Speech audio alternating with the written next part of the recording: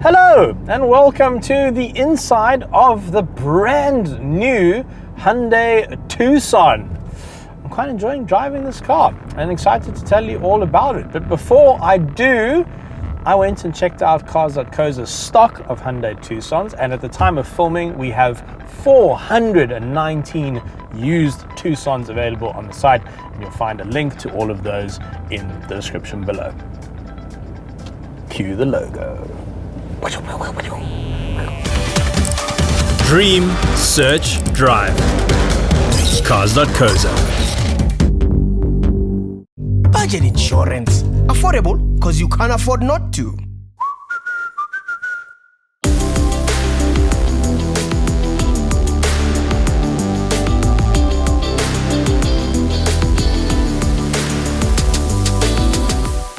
So what is this? What is a Hyundai Tucson, you might be asking? Well, it's a little bit confusing because for a while this car was sold as the iX35 in South Africa, and then they went back to the Tucson name and they've kept it for this, the fourth generation of Tucson.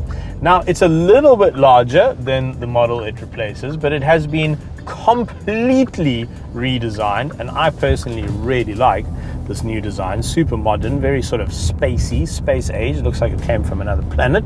Along with a radically redesigned exterior, the interior has been radically redesigned as well. But what is largely carried over from the previous generation are the engines.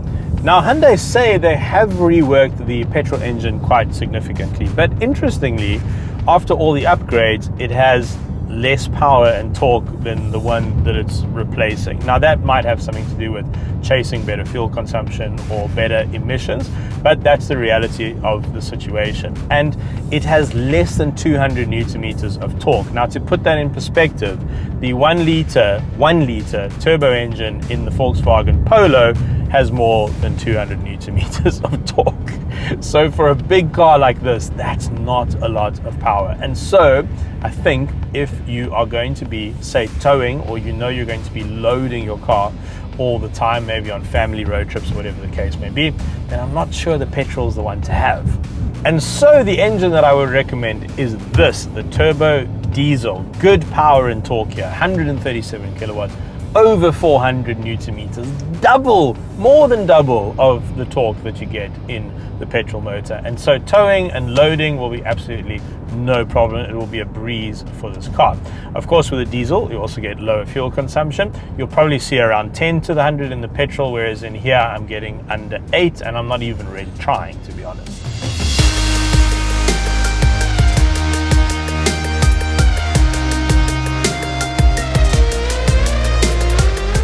The Tucson, the latest one, is available in 4 trim levels. Premium is the entry level, executive, and elite. Starts at about $520 for the premium, goes up to this $699 for the elite. Now, I just recommended the diesel engine, but unfortunately there's a curiosity in the lineup where they've only made the diesel engine available in the elite model. So you can't get a base spec Hyundai Tucson with the better engine, unfortunately. You have to choose the petrol motor, and I don't think that's great. I don't think that's a particularly good strategy from Hyundai. I think make the best powertrain available in the entry-level model so more people can afford it. But that's what they've gone with. Maybe it will change. At the time of filming, that is the range. Now, the manufacturers, when they send us test cars, they tend to send the best version of the car that they have because they want us to see all the toys and all the bells and whistles. So keep that in mind when you're watching this video. This is the most expensive Tucson you can buy, 699,000 Rand, and it has literally just about every bell and whistle that you could possibly think of. Where does that come from, bell and whistle? I wonder where that saying originates from, because there isn't actually a single bell or whistle in this car. Missed opportunity, Hyundai, missed opportunity. Interestingly, something that the car doesn't feature though, and I had to actually phone Hyundai because I couldn't see it in the spec sheet, so I wanted to confirm. But right now, you can't order an electric tailgate with this car. It's not included as standard on any of the models, and you can't spec it extra, which also I think is a little bit of a missed opportunity.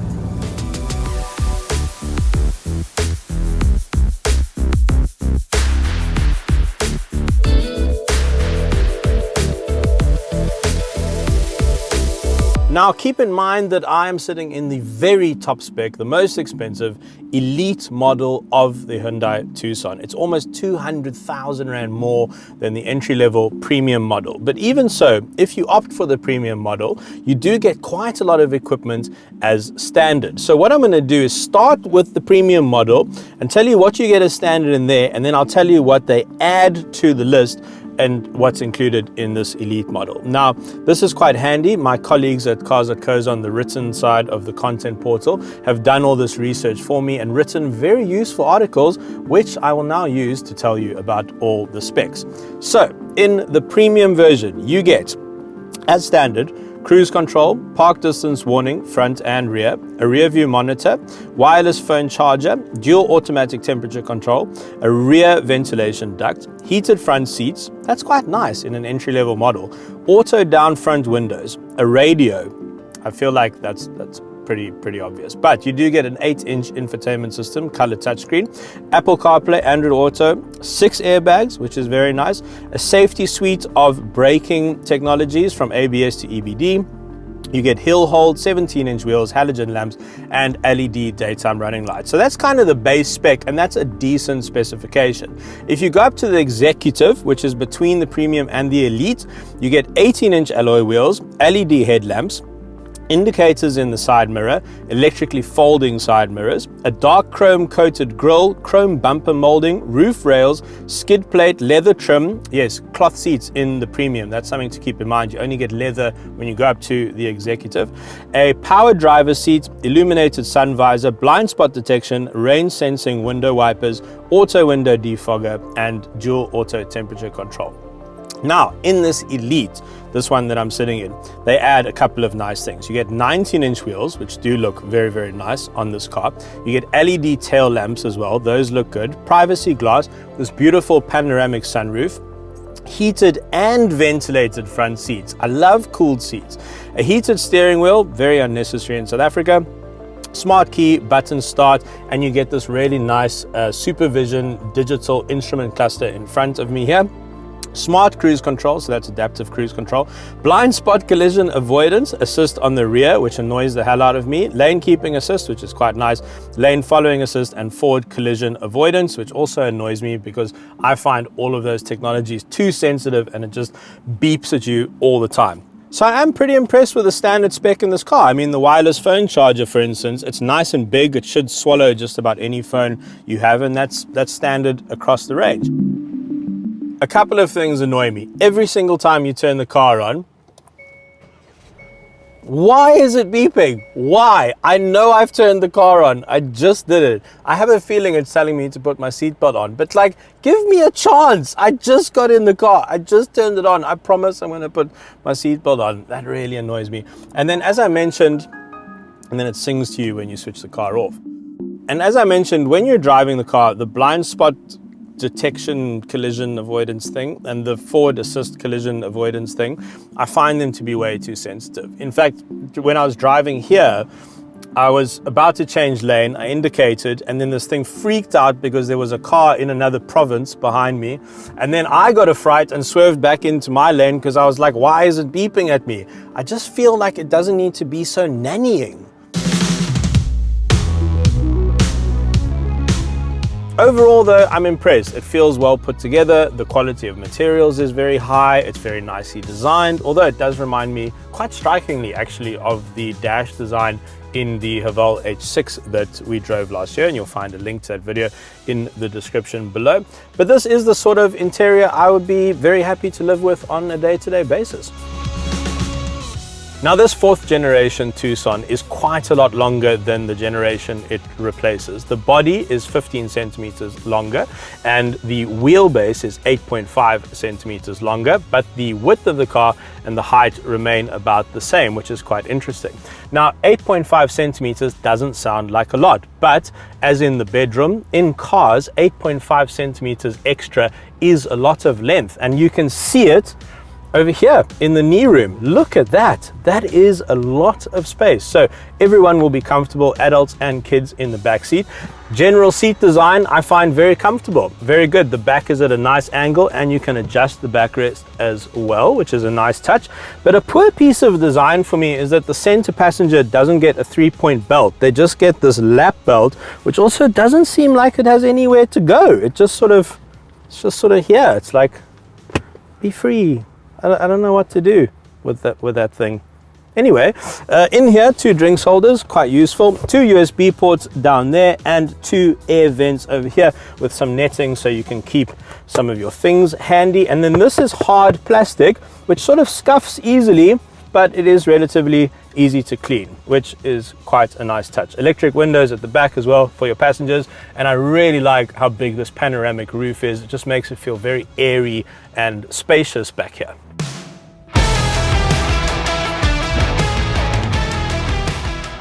Hello and welcome to the boot scene of this Hyundai Tucson review. Now before I start, do you like my hoodie? I do. You can buy one on the Sentimental shop. The link's in the description below.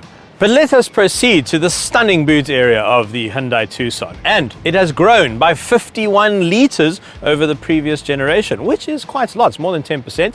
And you will find that on paper, at least, it's larger than cars such as the Mazda CX-5. It's also on paper larger than the boot of the Subaru Outback that we just reviewed on the channel. Now, on paper, boot spaces are never that reliable. It's always best to go down to a dealership and just eyeball the boot area and make sure it suits your needs.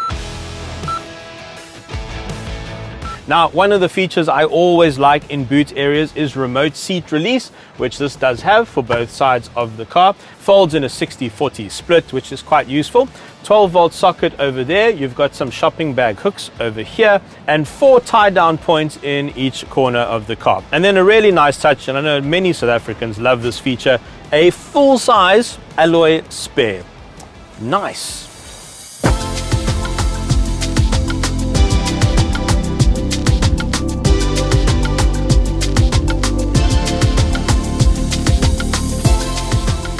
Now, in terms of the suspension setup, I actually think it's very well damped. It is a bit firmer than the outgoing model, so it'll be a bit better through the corners, although I'm not sure how much cornering is a priority for those looking for a family vehicle, but there it is if you need it. But because it's a little bit firmer, it is a little bit rougher over imperfect surfaces and bad road surfaces. So it's a little bit of a trade-off there, but I don't think it's bad enough to break the deal. You know, it's very livable. It's a very comfortable car on most surfaces. I think they've got it right. It's not crashy. Now, let me say that I haven't driven the petrol version of this car. I've only driven this diesel. The petrol has a 6-speed box, whereas this has an 8-speed. And I feel like this 8-speed has been very well configured. Now, what gearboxes and engines try to do is they try to work together to keep the engine in its optimal operating speed for power and efficiency. And that requires quite a lot of tuning. And I think that Hyundai have done this really well. You don't actually notice that the gearbox is swapping gears and it's trying to find the best ratio all the time. And that is the mark of a well-tuned transmission. You shouldn't really know that it's there. It must just do its thing. It's like, what's like that? Like a good waiter, actually. I used to be a waiter. A good waiter, you don't really know that he or she is there. Just your stuff just vanishes, you know? And then a new drink arrives when you finish your wine. That should be the gearbox.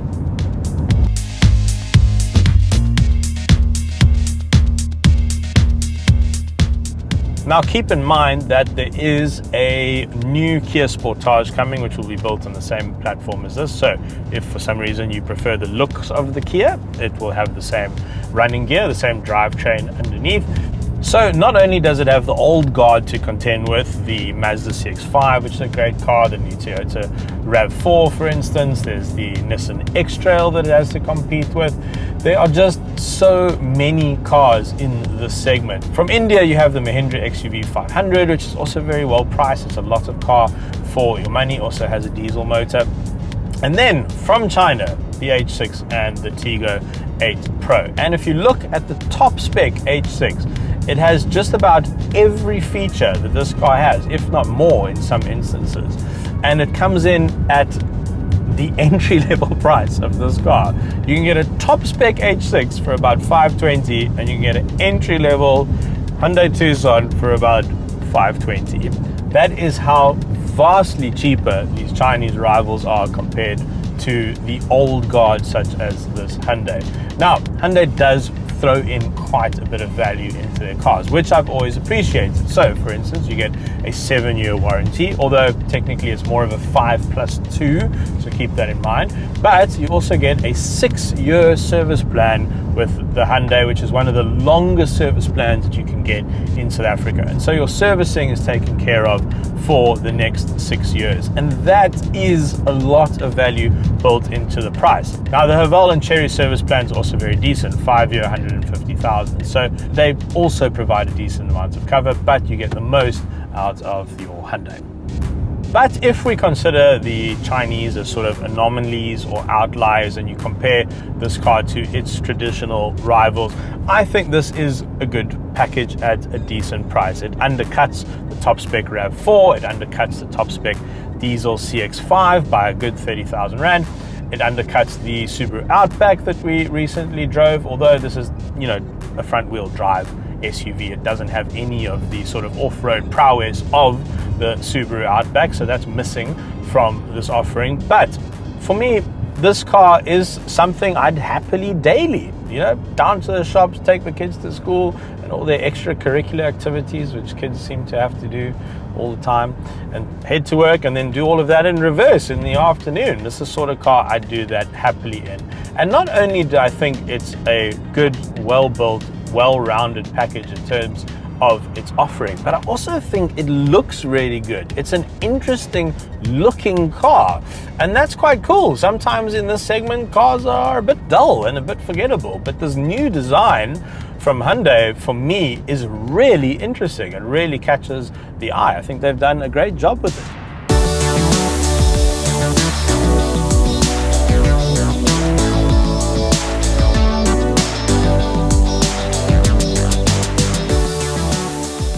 Now, if you read the overseas press releases and reports about this new Hyundai Tucson, you will see that there are hybrid drivetrains in Europe. Those won't be coming to South Africa because they're very expensive, and it would price this Hyundai Tucson right out of the market. And so they've stuck with their traditional powertrains, which is quite interesting because you can now get 2 different types of hybrid RAV4, and we know that the hybrid H6 is coming as well from Haval. So have Hyundai missed a trick here? Well, we're going to find out, I suppose, in the coming months.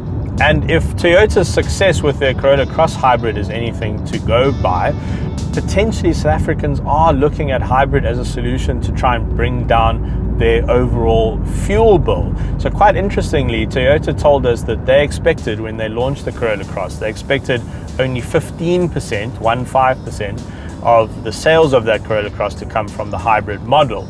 But in actuality, 50% of the Corolla Crosses that they're selling are hybrids. So South Africans are really feeling the pinch over this very high fuel price, and they're looking for alternative drivetrains, and I think Hyundai might have to look into it at some stage.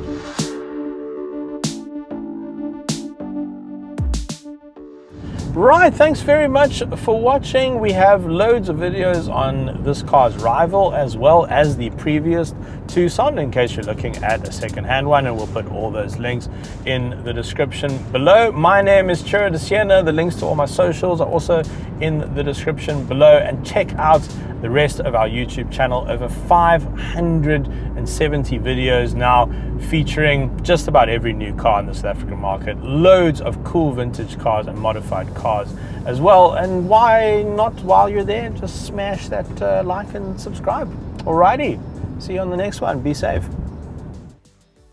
Do you like clothes? I do. This is available right now on our Sentimental shop. Just go to Cars.co.za/shop or look for the description in the link below. See what I did there? Just trying to catch you out. And we've got tons of exclusive merchandise which is designed and made exclusively for our store. I said exclusive twice because it's very exclusive. Also hats. Budget insurance. Affordable because you can't afford not to. Cars.co.za.